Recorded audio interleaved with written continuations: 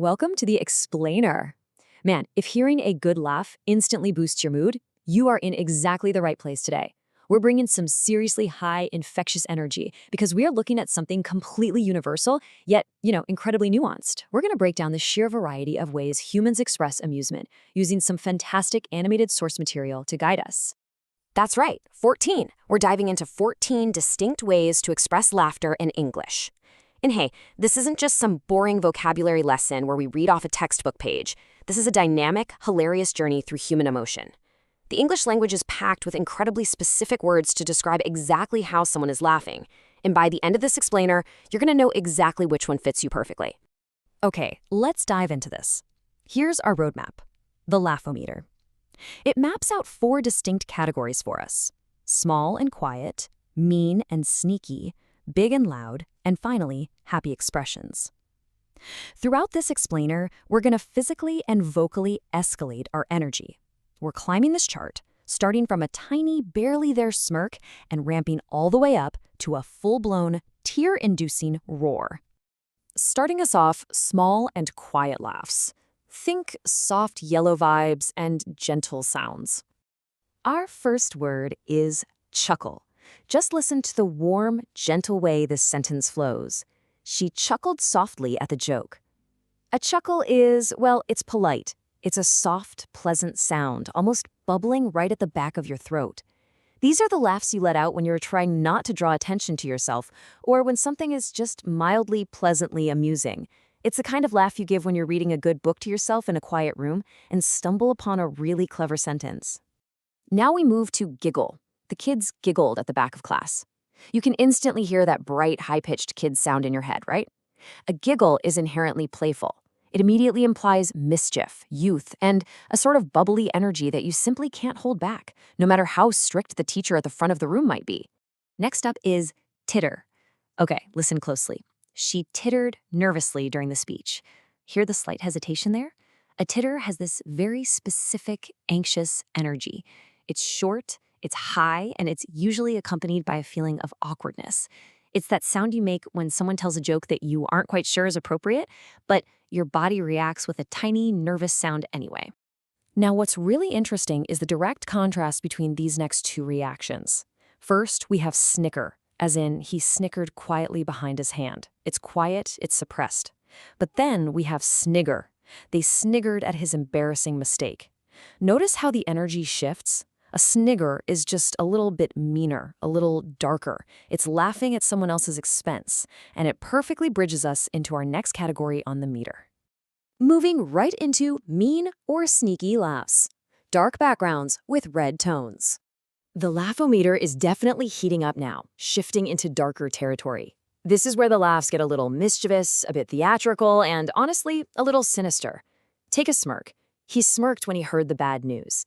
A smirk is fascinating because it's almost entirely visual. It's that sly, asymmetrical pull of the lips. If there is a sound, it's usually just a subtle, breathy scoff. It conveys superiority, sarcasm, and a knowing arrogance. You don't laugh out loud when you smirk. You just let the other person know you've won. And then we have the cackle. The villain cackled as the plan came together.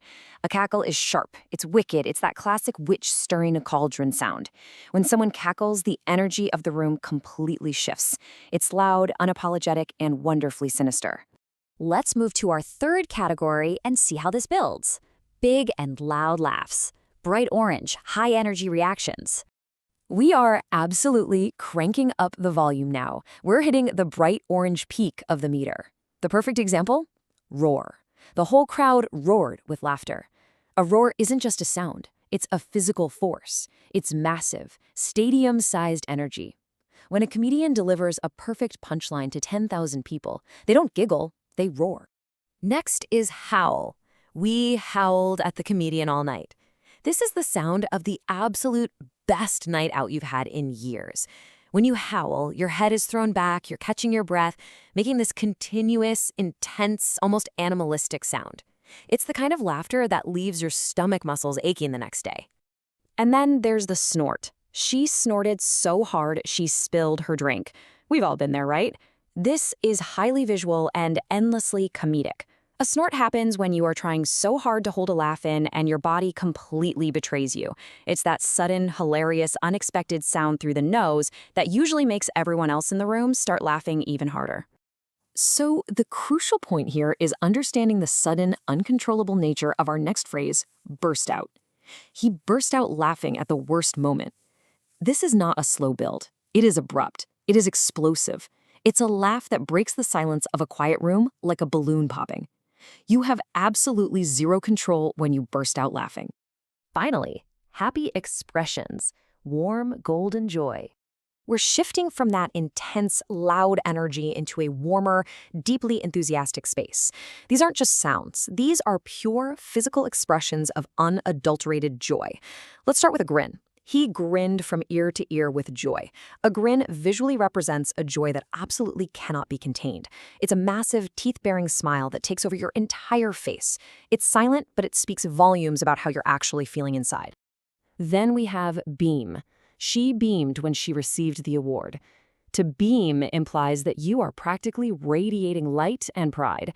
It's accompanied by a feeling of warmth, almost like a soft, pleasant chime ringing in the air.